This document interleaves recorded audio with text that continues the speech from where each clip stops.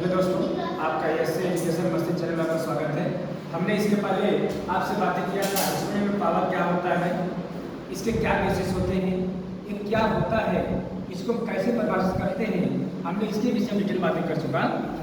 आज हम इसके कुछ फार्मूले विषय बातें करेंगे। इसके फार्मूले के बेस पर हम क्वेश्चन कैसे सॉल्व करते हैं।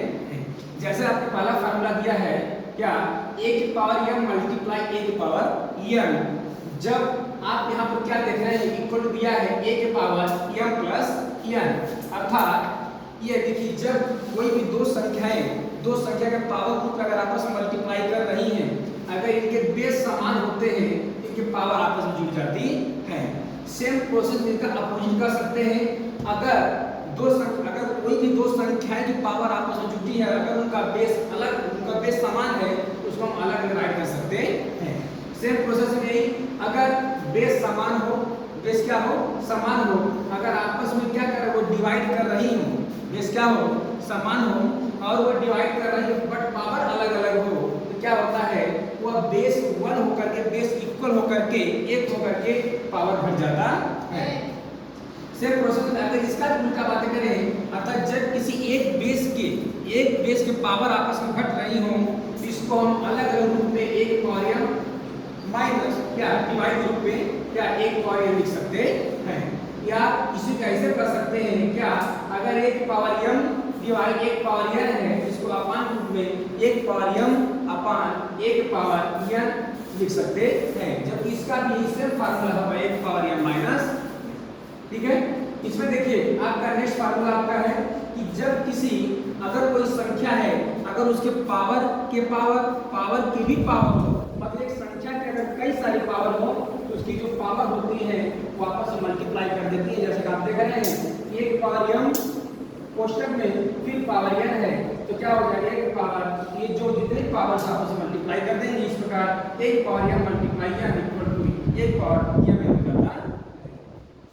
और उसके बाद नेक्स्ट आपका फार्मूला है, अगर कोई भी संख्या है, कोई अगर संख्या अगर उसके पावर क्या है 0 है तो उसकी वैल्यू हमेशा 1 होती है। चाहे वो कोई भी संख्या है उसका पावर अगर पावर 0 है उसकी वैल्यू हमेशा क्या हो जाएगी, 1 हो जाएगी।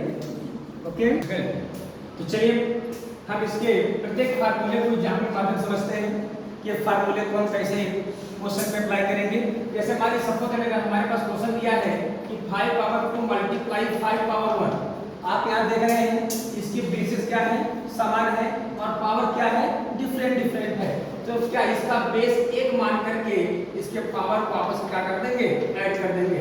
अर्थात इस तरह लिख सकते हैं क्या, 5 के पावर 2 और 1 3, अर्थात 5 के पावर क्या 3 हो जाएगा।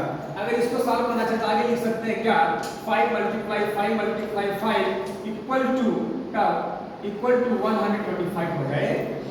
ओके, अर्थात कहीं भी आप ये देख रहे हैं कि इस फार्मूले पर क्वेश्चन सॉल्व करना हो, इसके लिए हमारा क्या बेस समान होना चाहिए। जब बेस समान होगा तो उसके बेस को एक मान पर इक्वल बेस मान करके पावर क्या कर देते हैं, ऐड कर देते हैं। आप चाहे तो आंसर अपने यहाँ भी छोड़ सकते हैं, अगर यहाँ भी कर देंगे तो इसमें कोई गलत नहीं है। चलिए इसके नेक्स्ट फार्मूले की बातें करते हैं जो कि डिवाइड वाला है। जब किसी की संख्या का अगर बेस समान हो, बेस क्या हो, समान हो और आपस में डिवाइड कर रही हो तो क्या होता है, उनके पावर जो होता है आपस में घट जाता है। जैसा अगर इसका एग्जांपल देखें, मान लीजिए अगर हम लिखें 7 के पावर 2 डिवाइड 7 के पावर 1, इसमें लिख सकते हैं क्या, लिख सकते हैं कि 7 के पावर 2 माइनस 1। इसको अगर पावर घटाएंगे क्या हो जाएगा, 7 के पावर 2 में 1 जाएगा 1, अब इसका 7 को 1 और मल्टीप्लाई करेंगे क्या हो जाएगा, 7 आ जाएगा। इस प्रकार से क्या हो जाएगा, आंसर हो जाएगा। ओके बच्चा, अब देखिए अगर हम इसके नेक्स्ट फार्मूले की बातें करें, जैसे मान लीजिए अगर कोई संख्या, इसका नेक्स्ट फार्मूला क्या है, मान लीजिए अगर हम फार्मूला लिखें a की पावर 0 इक्वल टू 1, हमने क्या कहा, अगर कोई भी संख्या है, अगर जिसके पावर अगर 0 उसकी वैल्यू क्या होती है, 1 है। मान लीजिए कोई भी अगर कोई अल्फाबेट भी दिया है, इसके पावर जो इसकी वैल्यू क्या होती है, 1 होती है। कोई फ्रैक्शन है, अगर इसके पावर जो इसकी वैल्यू क्या होती है, 1 होती है। कोई डेसिमल नंबर है, अगर इसके पावर जो इसकी वैल्यू क्या होती है, 1 होती है। तो आप यहाँ देख रहे हैं क्या, अगर कोई भी संख्या दी गई जिसके पावर क्या है, 0 है, उसकी वैल्यू वैल्यू ऑलवेज और हमेशा कर सकते हैं क्या होती है 1 होती है। इसी क्या दिक्कत। चलिए इसी के साथ इसके नेक्स्ट फार्मूले की बातें करते हैं।